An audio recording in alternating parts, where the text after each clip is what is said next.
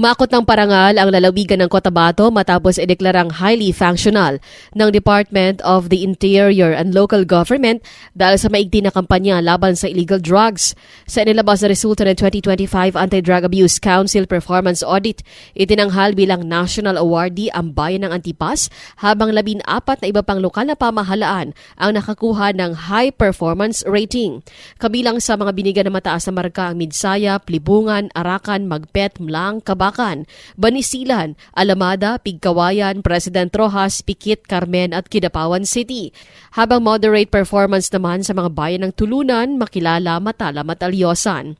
Basihan ng naturang audit ang maayos sa pagpondo sa mga programa, tuloy-tuloy na barangay drug clearing efforts at epektibong rehabilitation and reintegration services para sa mga biktima ng droga. Sinuri rin ang integridad at transparency ng lokal na opisyal sa pagpapatupad ng drug-free public service sa kanilang jurisdiksyon. Ikinatuwa naman ni Governor Emilio Talino Mendoza ang tagumpay na ito na anya'y patunay ng dedikasyon ng probinsya sa pagpapanatili ng ligtas sa komunidad. Inaasahan na lalo pang paiigtingin ng bawat munisipyo ang kanilang inisyatibo upang tuluyang malinis ang natitira pang barangay na apektado ng ipinagpapawal na gamot sa buong lalawigan. Cherry May Tapia, NDBC Bida Balita.